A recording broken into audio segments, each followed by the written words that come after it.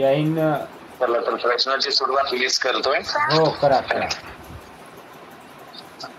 रामाने रावणाला बाण मारले.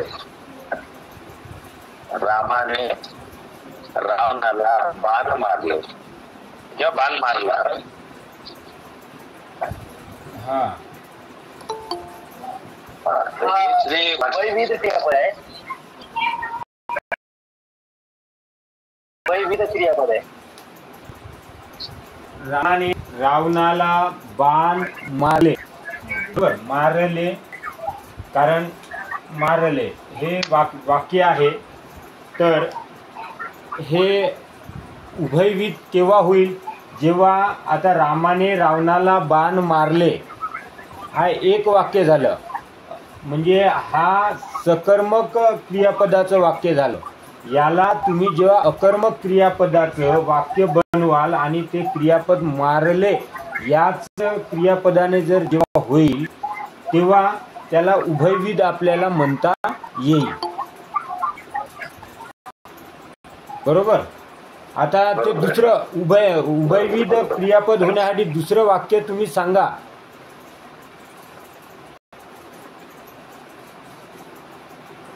बाकीच्यांनी या वाक्यामध्ये सर कर्म कोणता आहे? हा, कर्म कोणता आहे असं विचारलेलं. यामध्ये कर्म आहे जो एक मुख्य कर्म, एक प्रत्यक्ष आणि एक अप्रत्यक्ष, असे कोणते कर्म आहेत ते?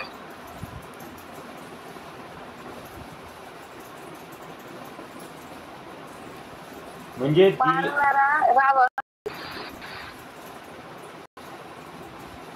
हा बोला, जोरानं बोला.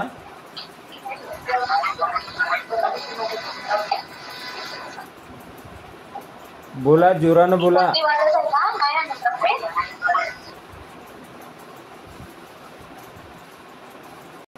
रामाने रावणाला बाण मारले या वाक्यामध्ये कर्ता कोणता आणि कर्म कोणता आणि कर्म कोणता ते ओळखा, ते सांगा.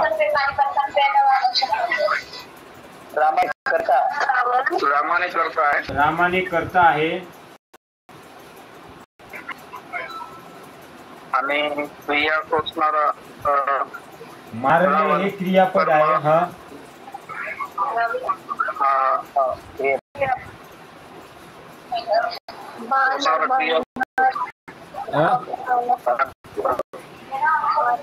बाण कर्म होणार का? कर्म होणार का? हा, बाण कर्म.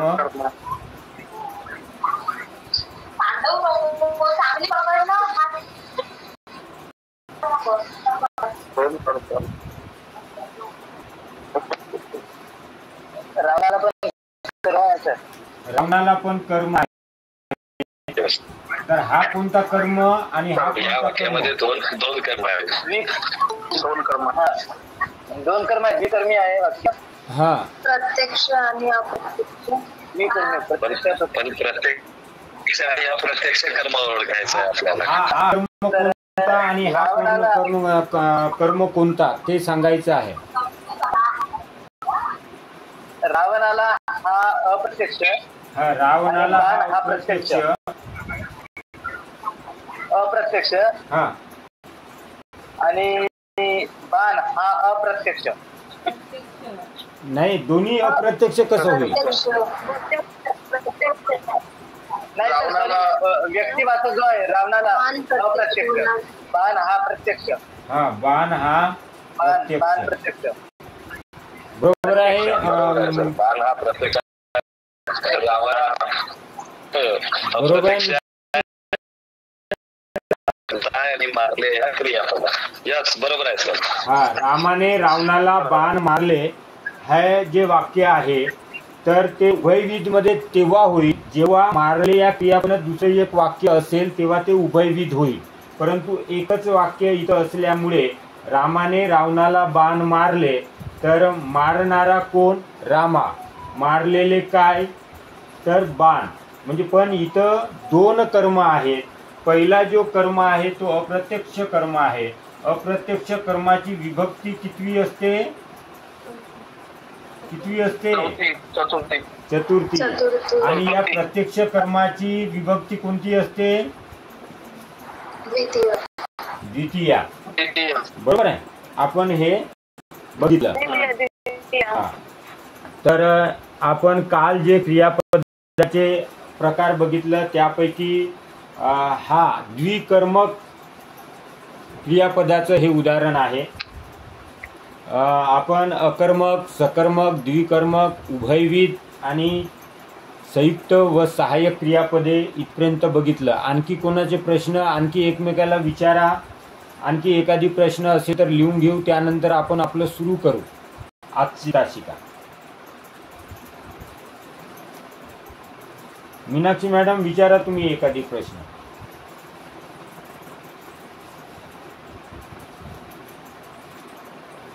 आई भाजी चिरू लागली. काय म्हटले? आई भाजी चिरू लागली. आजी भाजी चिरू लागली. आई भाजी चिरू लागली. आई आई. हा आई. आई भाजी चिरू लागली. हे क्रियापदाचं कोणतं वाक्य होईल?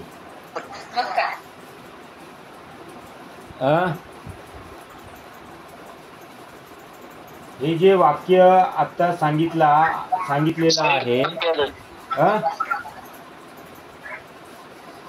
कोणतं? तर वाक्य दिसून नाही राहिलं. संयुक्त. चिरू लागली. चिरू लागली. चिरू लागली संयुक्त संयुक्त क्रियापद. यामध्ये चिरू हे धातू साधित आहे आणि लागली हे गौण क्रियापद किंवा सहाय्यक क्रियापद त्याला म्हणता येईल. या दोन्हीही शब्दांपासून एकच क्रिया होत आहे, त्यामुळे ते संयुक्त क्रियापद आहे. ओके. आणखी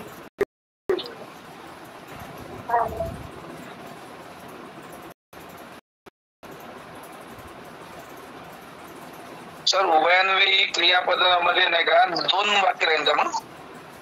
उभयविध क्रियापदामध्ये दोन वाक्य दिलेले राहील. तर दोन वाक्य नाही का? तेव्हाच आपल्याला ओळखता येईल ना. हा हा हा.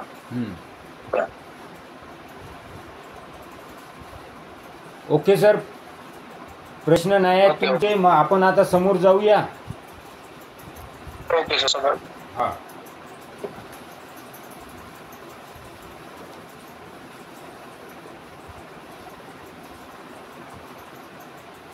शक्यतो आपण लिहून जर ठेवले तर ते बेटर राहील आणि योग्य राहील.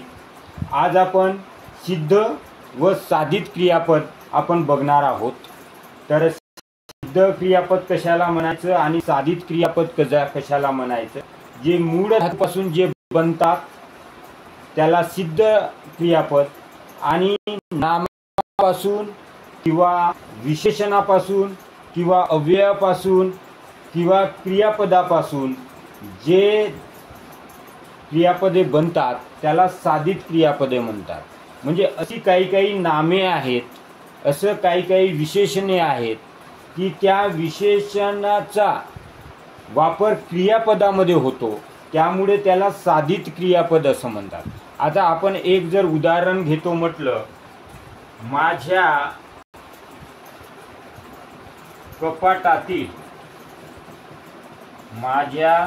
कपाटातील पुस्तके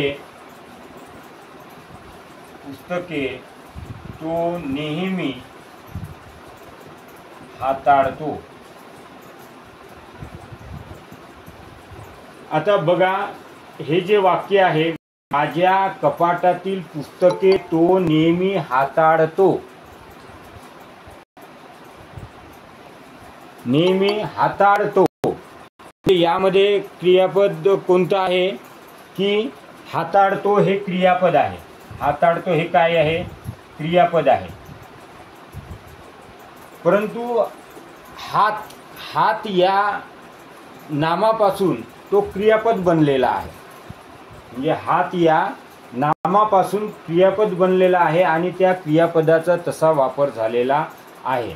तसंच दुसरं वाक्यावरून आपल्याला समजून येईल की आईच्या आठवणीने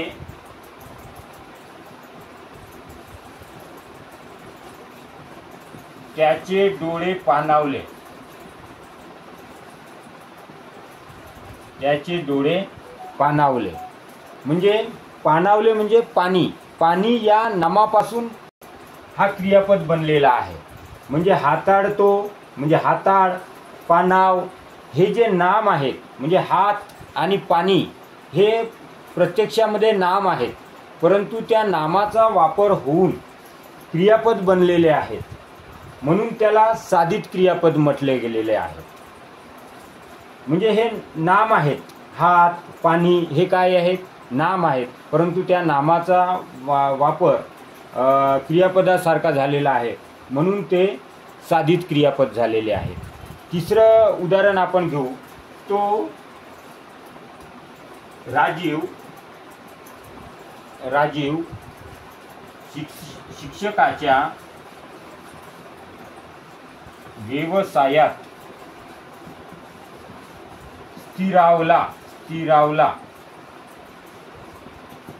स्थिरावला म्हणजे स्थिर झाला. स्थिर हा जो शब्द आहे त्या स्थिर हे काय आहे की हे विशेषण आहे. म्हणजे विशेषण आहे, परंतु त्या विशेषणाचा वापर करून त्यामध्ये काय झालेलं आहे? क्रियापद बनलेलं आहे. याच्यामध्ये विशेषण आहे आणि दोन जे वरचे जे वाक्य आपण बघितलं ते नामाचा वापर करून हात आणि पाणी या नामाचा वापर करून ते बनलेले आहेत, म्हणून त्याला साधित म्हटलेलं आहे. तिसरं वाक्य राजीव शिक्षकांच्या व्यवसायात स्थिरावला म्हणजे या ठिकाणी स्थिर होणे या स्थिर या शब्दापासून क्रियापद बनलेला आहे, म्हणून तो स्थिरावला. चौथं वाक्य आम्ही ही पुस्तके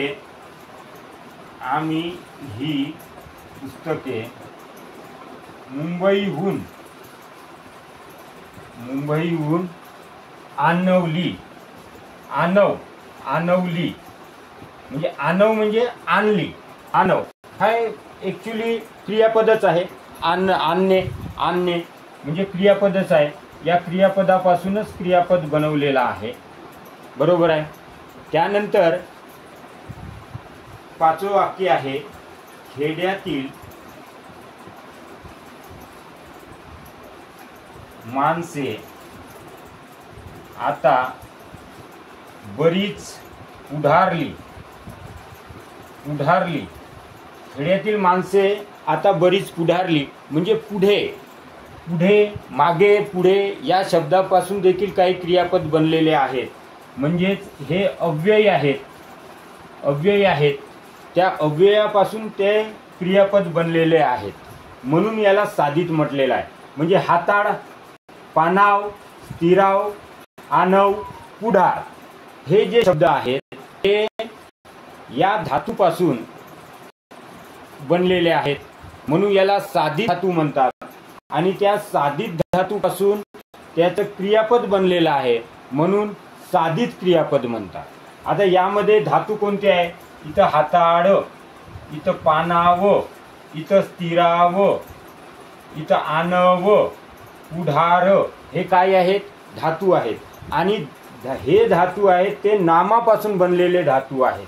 वरचे दोन नामापासून बनलेले आहे, तिसरा हा विशेषणापासून बनलेला आहे, चौथा हा क्रियापदापासून बनलेला आहे आणि पाचवा हा अव्ययापासून बनलेला आहे. म्हणून या धातूपासून ते क्रियापद बनलेली आहेत, म्हणून त्याला साधित क्रियापद म्हटलेलं आहे. हाताळ, पानाव, स्थिराव, आणव आणि पुढार या धातूपासून जे क्रियापदे बनलेली आहे त्याला साधित क्रियापद म्हटलेलं आहे. साधित क्रियापद. आता इथं आपण वरती लिहिलेलं आहे सिद्ध व साधित क्रियापद. सिद्ध म्हणजे जे मूळचे जे क्रियापद आहेत ते सिद्ध क्रियापद, आणि ज्या नामापासून, विशेषणापासून, अव्ययापासून जे धातू,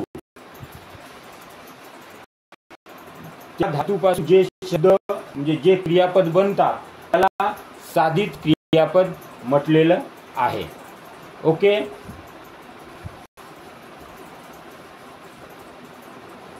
आता सिद्ध धातू मग कोणते? जसं जा, ये, कर, बस या शब्दापासून जे क्रियापद बनतात ते सिद्ध क्रियापद. म्हणजे जातो, रामा गावाला जातो, तो अभ्यास करतो, रामा आता बसतो. अशा या धातूपासून जे बनतात, जे वाक्य बनतात त्याला सिद्ध क्रियापद म्हणतात. आणि नामापासून, विशेषणापासून किंवा अव्ययापासून जे क्रियापद बनतात त्याला साधित क्रियापद म्हणतात. ओके सर, याच्यामध्ये काही अडचण आहे का? तुम्ही विचारू शकता. यामध्ये जर काही अडचण वाटत असेल, यामधलं काही समजलं नसेल तर तुम्ही विचारू शकता.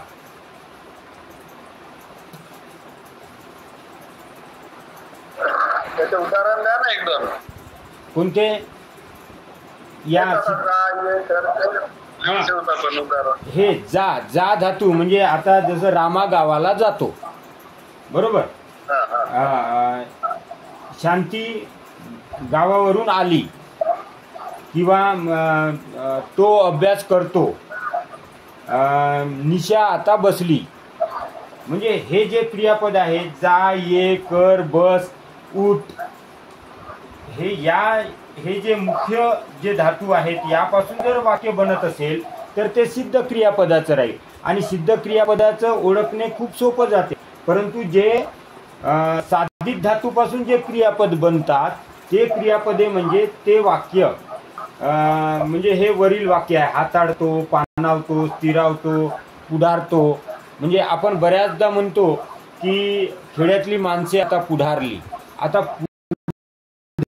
हा अव्यय म्हणजे आपण क्रिया विशेषण अव्यय, शब्दयोगी अव्यय, उभयान्वी अव्यय आपण ज्यावेळेस शिकू तेव्हा मागे, पुढे, म्हणजे पुढे या शब्दापासून ते क्रियापद बनलेलं आहे, पुढारली, म्हणून ते साधित क्रियापद आहे. आता हे उठ म्हणजे आता उठ हा जर क्रियापद हा सिद्ध क्रियापद आहे. म्हणजे याचं आता आपण उदाहरण जर घेतो म्हटलं तर तुम्ही आता उठा अशा पद्धतीने, किंवा आता तुम्ही आता जाऊ शकता, किंवा तुम्ही आता निघू शकता. म्हणजे रामा गावाला जातो असं सरळ सरळ सरळ जे सिद्ध क्रियापदाची ते उदाहरणे आहेत. ओके. फळ्यावरचं हे लिहिलं असेल तर पुसू का सर मी? ओके, पुसू सर.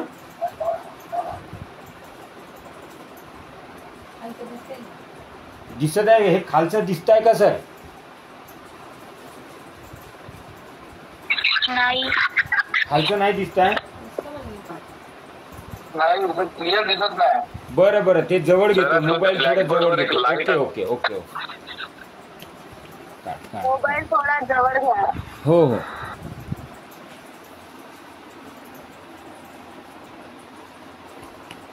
आता दिसत आहे? आता दिसत आहे का?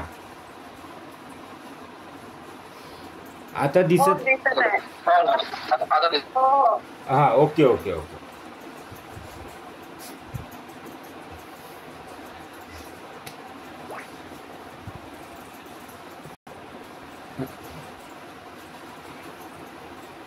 तुम्ही बोलत चला, म्हणजे बोलत बोलत गेल्यामुळे नाही का मला समजते. बोलले नाही तर म्हणजे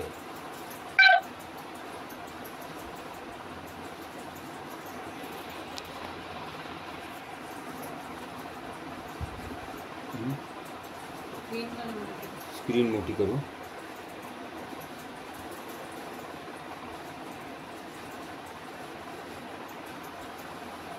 हां.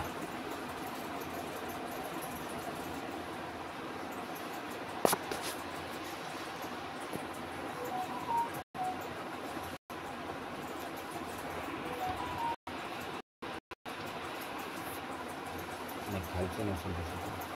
तर तुमच्या ब्लॅकबोर्ड वर लाईटचं रिफ्लेक्शन मारत आहे. हो,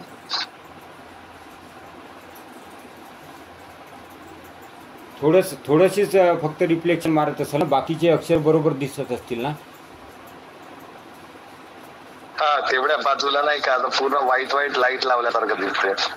हा हा हा, ते कसं डायरेक्ट लाईटचा इफेक्ट पडतो ना, त्यामुळे नाही का.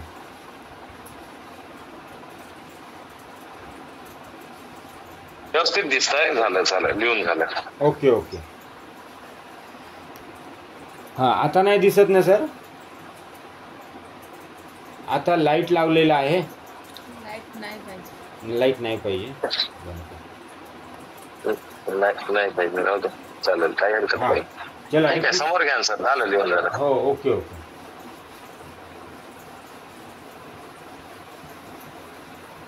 आता दुसरं जे उदाहरण आहे ते उदाहरण म्हणजे परीक्षेमध्ये वारंवार विचारलं जाणार आहे, त्यामुळे लक्ष द्या. प्रयोजक व शक्य क्रियापद यावर एक उदाहरण राहतोच,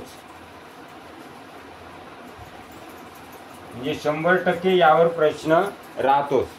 आता प्रयोजक आणि शक्य म्हणजे शक्य, जसं आता मी फळ्यावर लिहू शकतो, ही माझी शक्यता झाली, माझी सामर्थ्य झालं, त्याला शक्य क्रियापद. आणि प्रयोजक म्हणजे ती क्रिया दुसऱ्याकडून होते, म्हणजे ती क्रिया जर दुसऱ्याकडून होत असेल तर ती प्रयोजक, आणि जी स्वतःकडून जर होत असेल तर ती शक्य. ते वाक्यावरून तुम्हाला चांगल्या पद्धतीने लक्षात येईल. प्रयोजक या शब्दाचा शब्दशः जर अर्थ आपण जर विचारात घेतला तर प्रेरणा देणारा तो म्हणजे प्रयोजक. आणि शक्य क्रियापद म्हणजे शक्य म्हणजे योग्यता, त्याची योग्यता किंवा त्याचं सामर्थ्य, म्हणजे हा त्याचा शब्दशः अर्थ झाला. आणि बऱ्याचदा आपण प्रश्न सोडवत असताना हे जर त्याचा शब्दशः जर अर्थ आपल्याला जर माहीत असला तर आपण चांगल्या पद्धतीने ते समजू शकतो. जसं आता सोपं उदाहरण जर घेतो म्हटलं आपण, झाड पाडले हे कशामध्ये येईल? झाड पाडले ही जी क्रिया आहे ही स्वतःनं झाली का? स्वतः झाली आहे का? झाड पाडले आणि झाड पडले.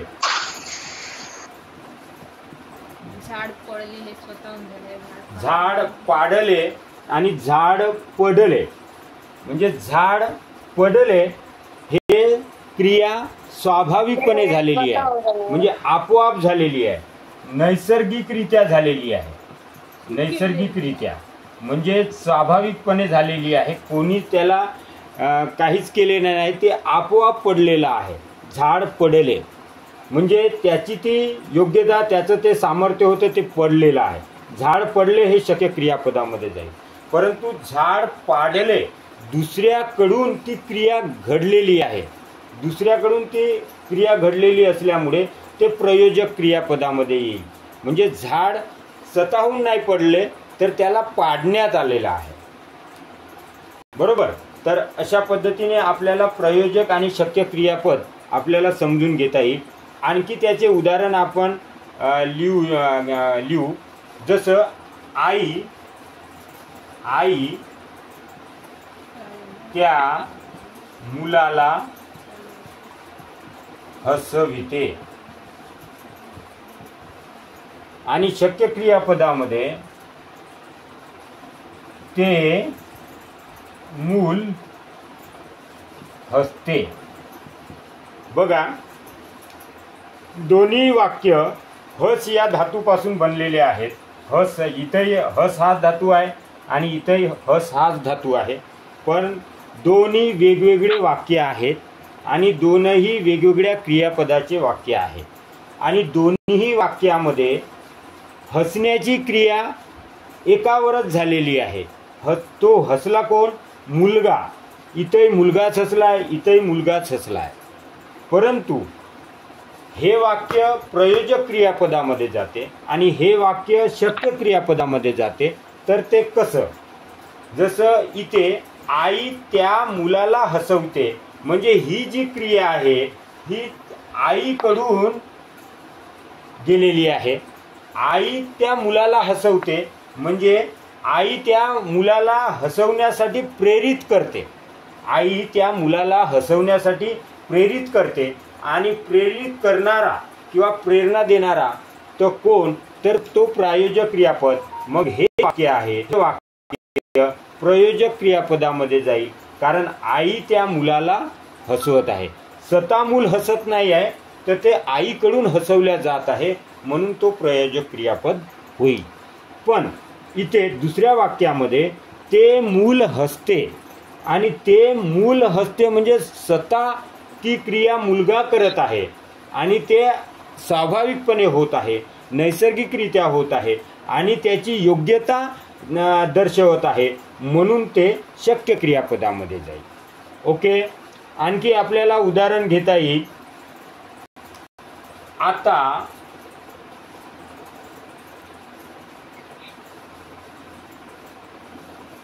आता मला चालविते.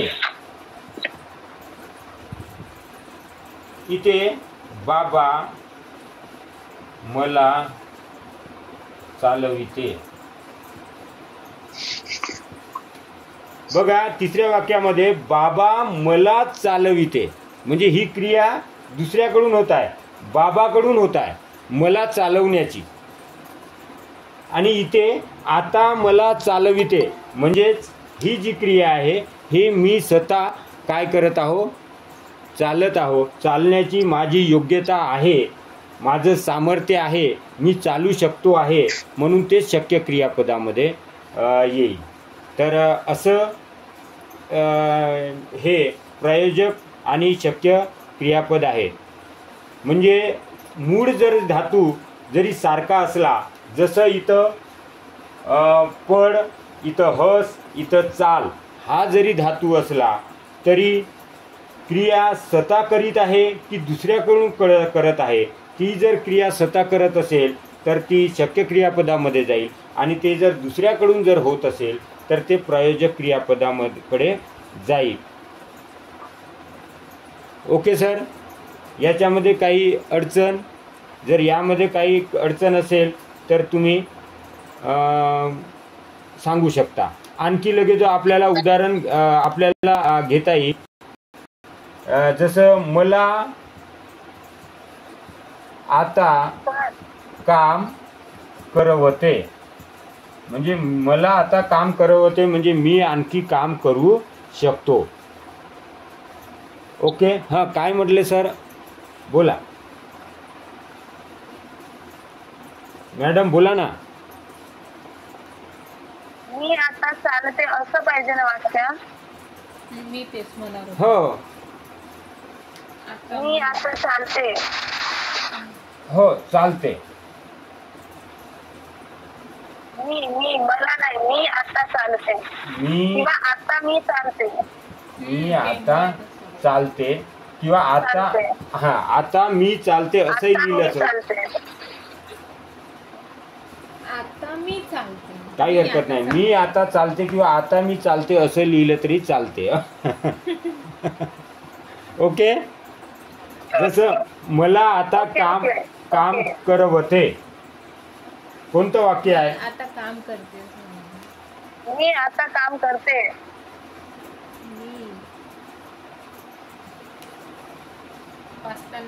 मी आता काम करवते नाही जमत. मी आता काम करते किंवा करवते म्हणजे मूळ धातूला व किंवा व वी असं प्रत्यय लागून शक्य क्रियापदामध्ये बरेचसे उदाहरणं येतात, म्हणून मी त्या पद्धतीने लिहिलेले आहेत.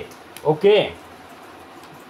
मला आता काम करवते, कारण मला आता काम करवते म्हणजेच माझ्या हातून ते काम होते असं त्याचा अर्थ होईल. मला आता काम करवते, कारण जेव्हा व येतो की नाही, वचा जसं हसतो, हसवतो, हसवितो, किंवा बसतो, बसवतो, बसवितो, चालतो, चालवतो, चालवितो, निजतो, निजवतो, निजवितो, असे फक्त आपले याला अपवाद आहे की जसं पीला पितोच होईल, पादवतो आपण म्हणू शकत, बरोबर, त्याला तो अपवाद आहे. परंतु चालवतो, करतो असे शब्दप्रयोग या शक्य क्रियापदामध्ये राहील. तुम्ही ज्या वेळेस वेगवेगळे उदाहरणे शक्य क्रियापदाचे बघाल तेव्हा करवते किंवा करविते असे शब्दप्रयोग राहतील. ओके. जसं मरणे, मारणे, मारविणे. मरणे म्हणजे स्वतः आहे, मारणे म्हणजे दुसऱ्याकडून केली जाणारी क्रिया आहे, मारविणे म्हणजे दुसऱ्याकडूनच केली जाणारी क्रिया आहे. तसे जर ते उदाहरण राहील ते प्रयोजकमध्ये जाईल. परंतु मरणे हे जर क्रियापद आपण जर घेतलं तर ते शक्य क्रियापदामध्ये जाईल. जसं ओके.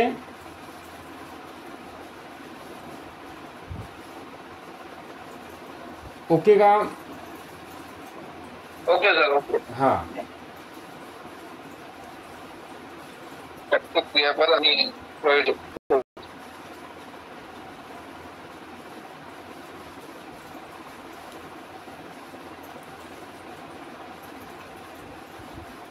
जसं आई म्हणजे आजी मुलाला खेळविते. कोणतं वाक्य येईल तो? आजी मुलाला खेळविते. प्रयोजक. कारण ते आजीकडून ते मुलाला खेळण्याची प्रेरणा देत आहे म्हणून ते प्रयोजक क्रियापद आहे. ओके.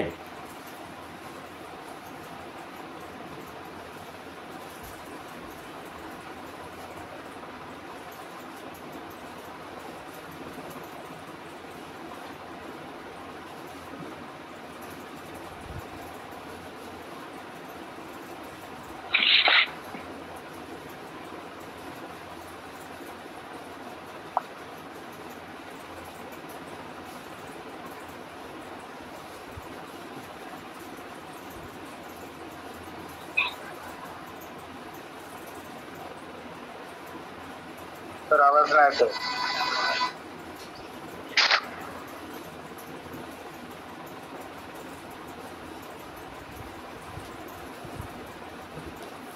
आता आपण सिद्ध क्रियापद, शक्य क्रियापद आणि प्रयोजक क्रियापद त्याचे 2-2 उदाहरण घेऊ. म्हणजे पूर्ण ब्लॅकबोर्डवर एकच वाक्य वेगवेगळ्या क्रियापदामध्ये कशा पद्धतीने राहते ते बघू, म्हणजे तुम्हाला आणखी स्पष्ट होईल. ओके. हे लिहून झालं का सर? हा सर, लिहिलं. हां.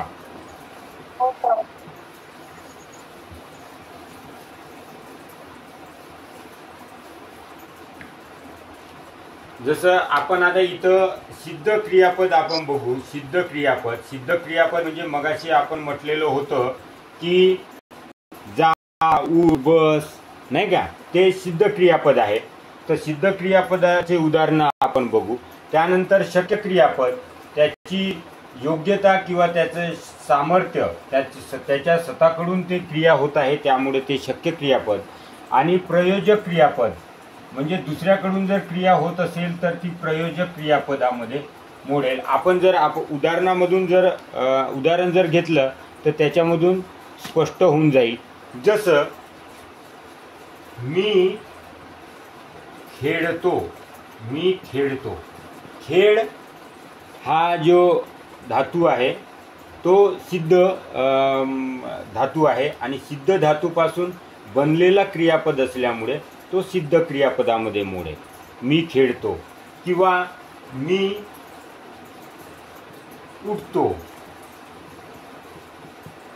बरोबर, किंवा मी चालतो किंवा मी जातो, नाही का. ओके. हे झाले सिद्ध क्रियापद. आता शक्य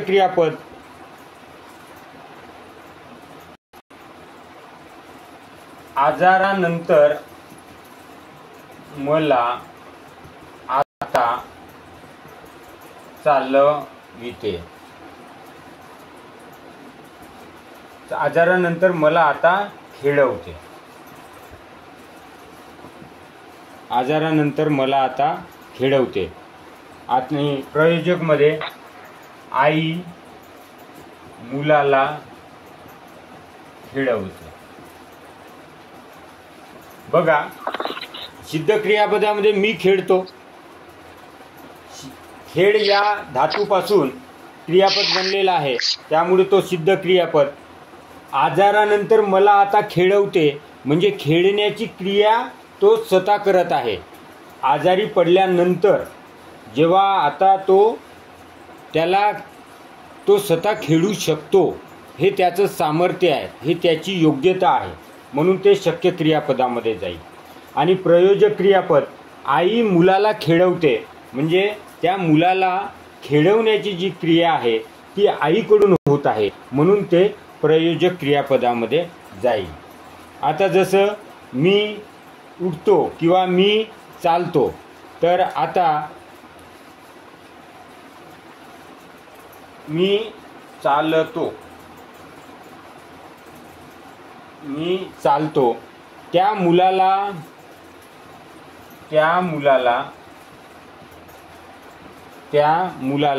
आता 1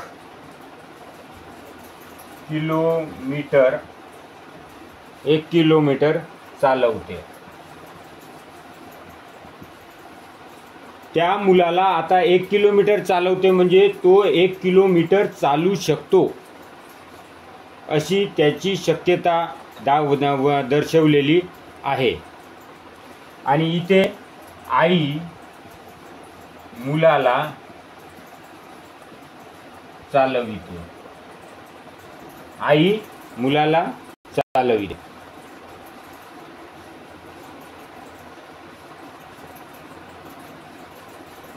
आता सिद्ध क्रियापदामध्ये बाईंनी वह्या आणल्या.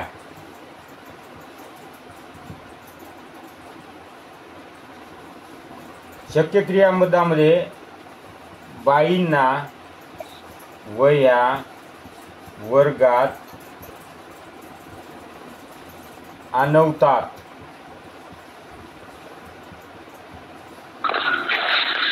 बाईंनी वह्या आणल्या. सिद्ध क्रियापदामध्ये बाईंना वह्या वर्गात आणवतात म्हणजे वह्या वर्गात आणू शकतात त्या. आणि प्रयोजक क्रियापदामध्ये बाईंनी विद्यार्थ्याकडून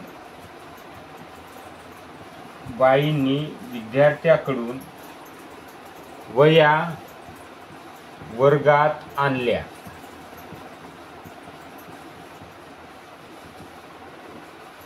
बघा, हे जे वाक्य आहे, बाईंनी वह्या आणल्या, सिद्ध क्रियापद.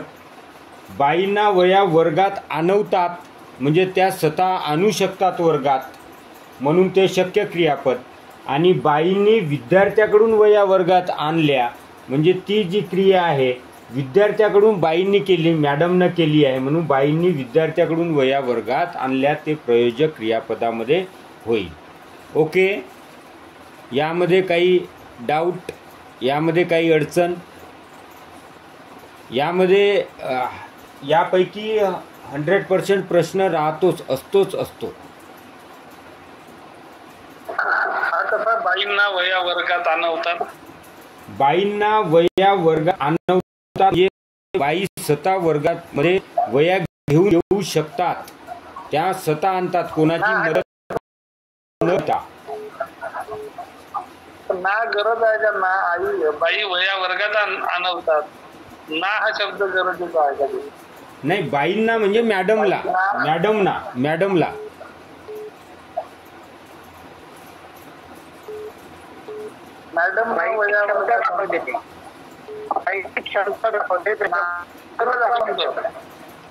काय म्हटले सर? बाईंना या वर्गात आणवतात शब्द वाक्य होतो का बरोबर तो? हो हो हो. बाईंना या वर्गात आणवतात. हो. म्हणजे आपल्याला त्या वाक्य या क्रियापदामध्ये तंतोतंत जुळतंय की नाही ते आपल्याला बघायचं आहे.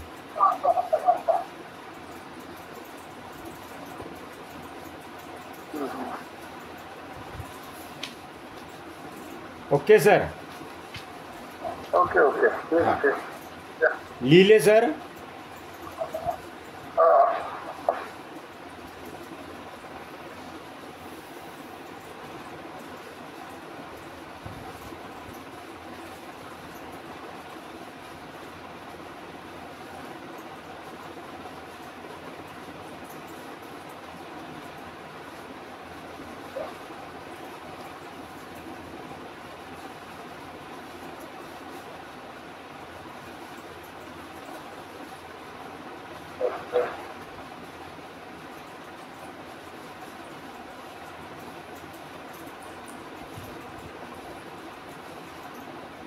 हे पुसू का सर?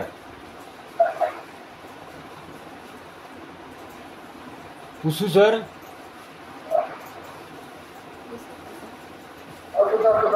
हा.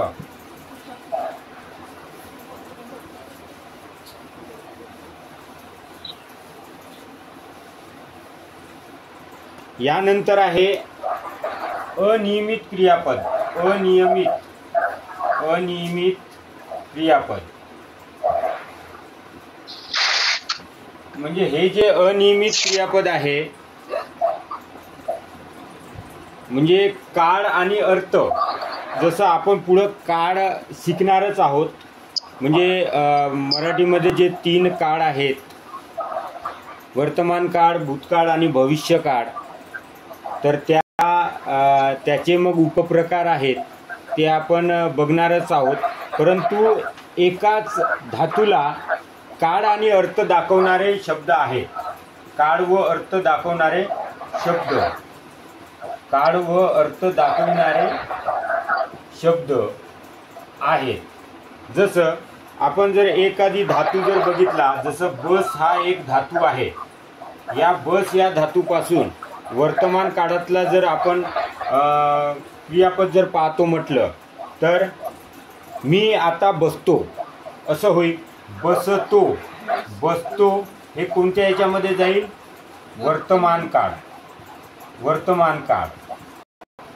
आणि बस हा धातू, बस ह्या धातूपासून दुसरं वाक्य बनू शकते, तो म्हणजे भूतकाळी. तो बसला. बसला म्हणजे भूतकाळामध्ये जाईल. आणि बसेल किंवा बसेन, बसेल म्हणजे हे भविष्य काळामध्ये जाईल. भविष्य काळ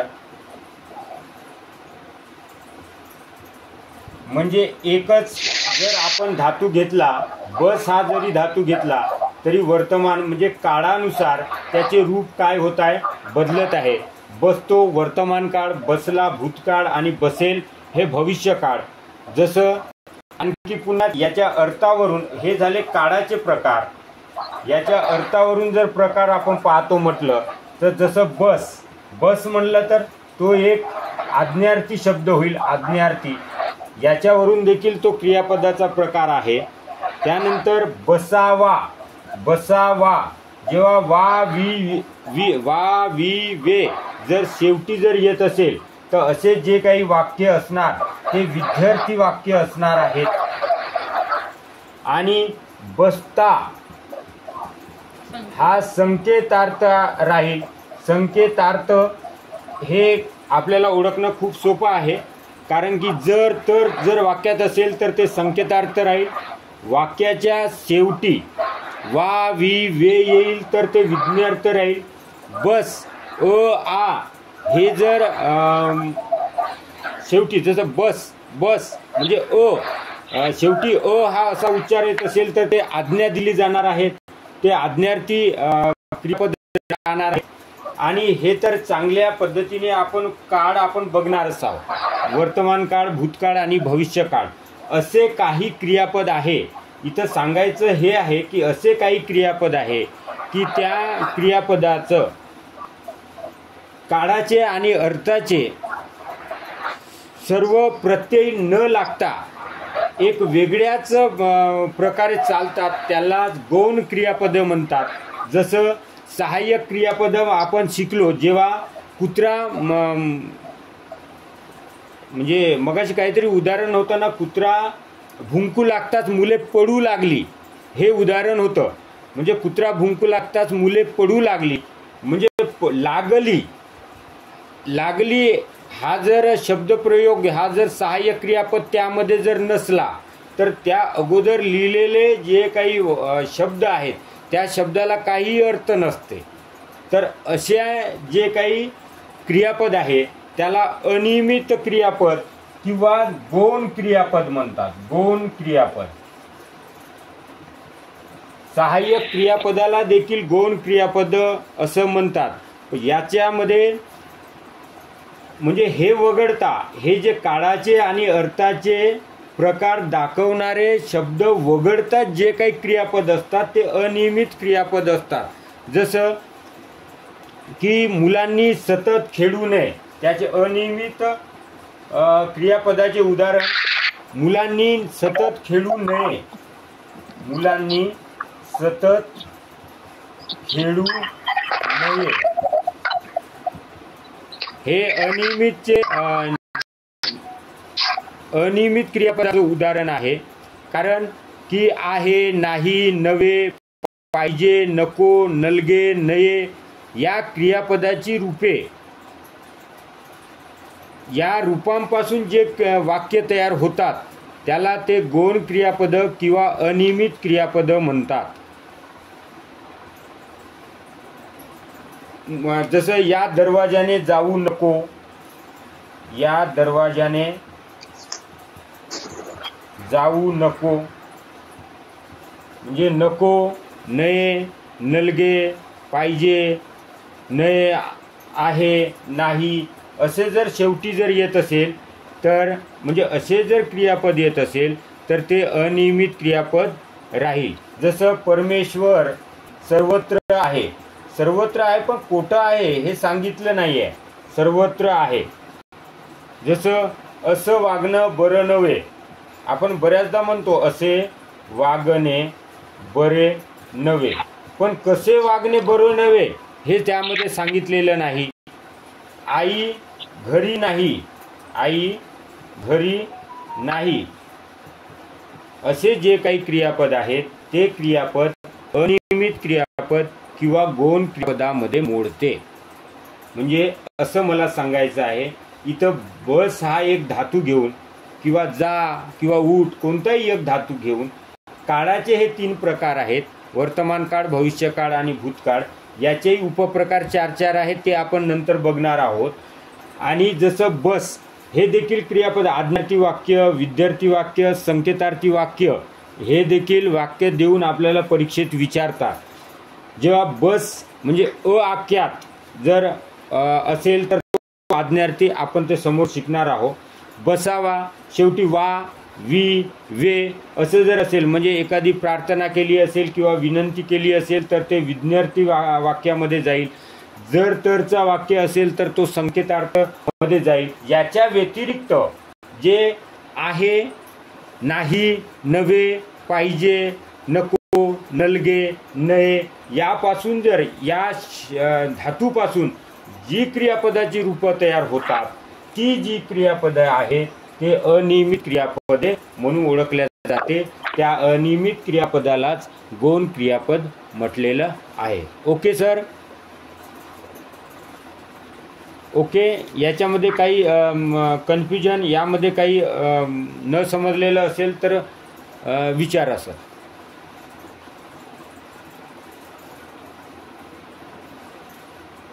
ओके सर,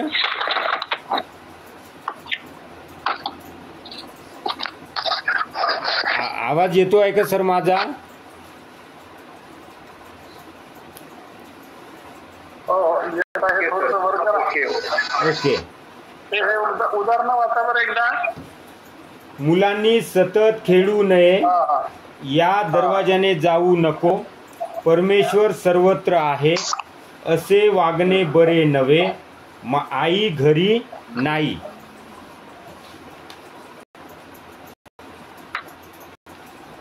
किंवा सुज्ञास अधिक सांगणे नलगे, म्हणजे जेव्हा आहे नाही नव्हे पाहिजे नको नलगे नये अशा जर शब्दाने या धातूपासून जर क्रियापद होत असेल तर ते अनियमित क्रियापदामध्ये मोडेल, अनियमित क्रियापद राहील.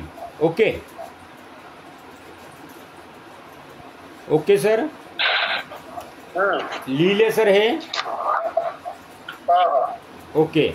यानंतर शेवटचा एक क्रियापदाचा प्रकार आहे तो म्हणजे भावकर्तृक.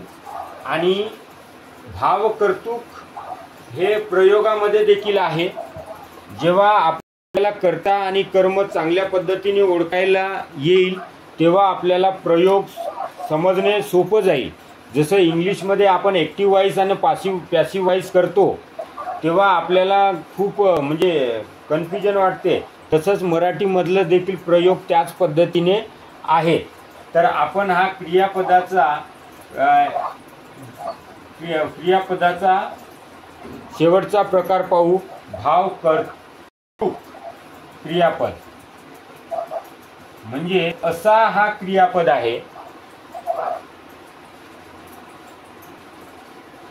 भावकर्तृक म्हणजे वाक्यामध्ये कर्ता असावा लागतो, परंतु जो क्रियापद आहे तोच त्या कर्त्याचा भाव राहते, म्हणजे कर्त्याचा भाव असते. असे जे वाक्य आहेत ते भावकर्तृक क्रियापदामध्ये मोडते. तर आपण याचे उदाहरण बघितल्यानंतर समजून येईल, चांगल्या पद्धतीने समजून येईल. येतं या शब्दशः जर अर्थ घेतलं, भावकर्तृक म्हणजे कर्त्यालाच भाव आहे, कर्त्यालाच भाव आहे असे जे क्रियापद आहे ते म्हणजे भावकर्तृक क्रियापद. असा शब्दशः अर्थ त्याचा आपल्याला घरी म्हणजे आपल्याला करता येईल. उदाहरण, मी घरी जाण्यापूर्वीच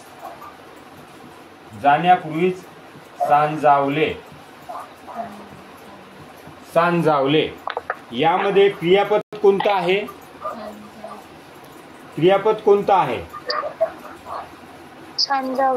सांजावले. बरोबर आहे. सांजावले या शब्दाचा जर फोड केली आणि त्याचा जर अर्थ आपण समजून घेतला तर सांजावले म्हणजे सांज झाली. बरोबर आहे की नाही? सायंकाळ झाली. हो, सांज झाली म्हणजे सायंकाळ झाली. ओके. सांज झाली याचाच अर्थ सायंकाळ झाली. बरोबर. आता दुसरं वाक्य, पित्त झाल्यामुळे त्याला आज मळमळते.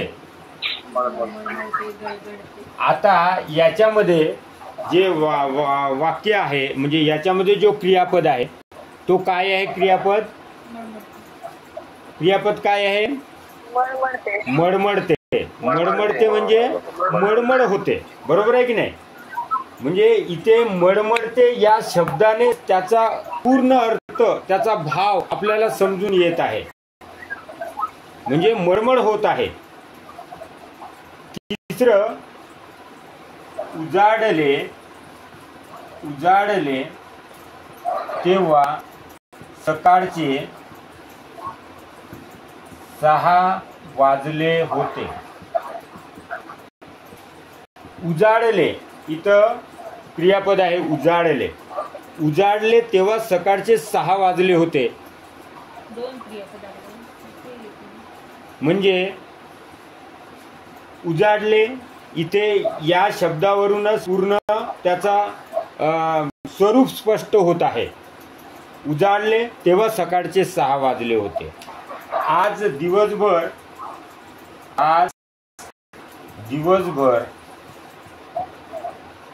सारखे गडगडते. गडगडते म्हणजेच गडगड होते आहे, म्हणजे दिवसभर सारखे गडगडते, म्हणजे गडगडते, उजाळले, मळमळते, सांजावले असे जेव्हा शब्द क्रियापदामध्ये येतात, म्हणजे त्यामध्ये या शब्दामध्ये क्रियेचा मूळ अर्थ आणि भाव हाच त्याचा कर्ता राहतो. मूळ त्या म्हणजे हे जे शब्द आहे सांजावले, मळमळते, उजाळले, गडगडते, हे जे शब्द आहे याचा जो मूळ अर्थ आहे किंवा भाव आहे, याचा म्हणजे त्याचा अर्थ आहे, तोच कर्ता मानावा लागतो. दुसऱ्या कर्त्याची त्याला गरजच नाही, म्हणजे त्या शब्दामध्येच त्याचा अर्थ पूर्णपणे सामावलेला असते. म्हणून त्या क्रियापदाला भाव कर्तृ म्हणजे कर्त्याचाच अर्थ त्या क्रियापदाला प्राप्त होत आहे, म्हणून त्याला भाव कर्तृक क्रियापद म्हणतात. काही व्याकरणकार म्हणजे काही मराठीचे अभ्यासक लोक याला अकर्तृक क्रियापद म्हणतात. अकर्तृक क्रियापद म्हणजे या अशा क्रियापदामध्ये कर्ता नसतो, म्हणून त्याला काही व्याकरणकार अकर्तृक क्रियापद देखील म्हणतात, कारण त्या क्रियापदामध्येच त्याचा अर्थ आणि भाव दडलेला असतो, त्यामुळे त्याला भाव कर्तृक क्रियापद म्हणतात. ओके ओके, हे सोपंच आहे सर. हां, आणि दुसरं आणि हे प्रयोगामध्ये पण आहे. भाव करतो हा प्रयोगामध्ये जेव्हा आपण शिकू ना तेव्हा हे उदाहरण आणखी आपल्याला पाहावं लागेल. आणि एक दुसरा एक आहे करण रूप आणि अकरण रूप. करण रूप म्हणजे हे करण रूप या वाक्याला होकारार्थी वाक्य म्हणतात, होकारार्थी, आणि अकरण रूप याला नकारार्थी म्हणतात, नकारार्थी वाक्य. फक्त त्याचे नाव बदलले. आपल्याला होकारार्थी आणि नकारार्थी माहिती आहे. होकारार्थी असेल त्याला करण रूप म्हणतात, नकारार्थी राहते त्याला अकरण रूप म्हणतात. जसं या करण रूपचा जर एखादी उदाहरण घेतो म्हटलं तर मुलांनी खरे बोलावे, मुलांनी खरे बोलावे हे एक वाक्य आहे, आणि या वाक्यामध्ये सकारात्मकता असल्यामुळे आणि होकारार्थी आहे, कारण मुलांनी खरे बोलावे हे एक होकार दर्शवत आहेत, म्हणून ते होकारार्थी वाक्य म्हणतात, आणि होकारार्थी वाक्यालाच करण रूप असं म्हणतात. आता याचा नकारार्थी कसं करता येईल? मुलांनी खोटे बोलू नये, मुलांनी बोलू नये, हा, मुलांनी खोटे बोलू नये. तर हे मुलांनी खोटे बोलू नये हे अकरण रूप मध्ये जाते, कारण ते नकारार्थी वाक्य आहे, आणि हे अनियमित क्रियापदामध्ये पण मोडते, कारण की नये, आपण नये, आहे, नाही, नलगे हे जे वाक्य जर शेवटी येत असेल तर त्याला अनियमित क्रियापद किंवा गौण क्रियापद म्हणतो. ते अकरण रूप त्यालाच नकारार्थी क्रियापद असं देखील म्हणतात. अशा पद्धतीने आपल्याला क्रियापद आणि क्रियापदाचे विविध प्रकार आपण बघितलेले आहेत, आणि आपल्याला ते वाक्य बघून ओळखायचे आहेत. ओके, आणि आपली ते PDF टाकलेली आहे. ते TT मध्ये आजपर्यंत जे प्रश्न विचारण्यात आलेले आहेत ते PDF आहेत. बऱ्याचदा 2015 मध्ये जे प्रश्न विचारले आहे ना, सेम टू सेम 2020 मध्ये TETला विचारलेले आहेत, जशानं तसे. त्यामध्ये काहीच फरक न करता, कोणताच फरक नाही आहे, रिपीटेड आहे, आणि प्रश्न तेच 2015 2020ला विचारण्यात आलेले आहे. ते PYQ आहेत. ओके सर, यामध्ये काही जर तुम्हाला डाऊट असेल तर तुम्ही विचारू शकता.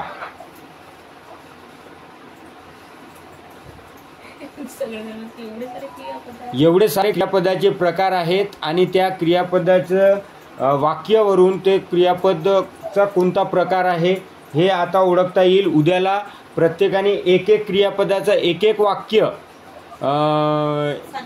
सांगायचं आहे आणि बाकीच्याला विचारायचं आहे, म्हणजे जेणेकरून तुमची चांगल्या पद्धतीने उजळणी होईल. आणि उद्याला आपण ते काळाचे प्रकार आपण उद्याला ते पाहू. Okay okay sir. हां उद्या पण कार्ड सुरू. ओके चला सर्वांना शुभरात्री. Good night sir. Good night good night good night sir. सर्वांना शुभरात्री. Good night sir. Good night. शुभरात्री. Good night.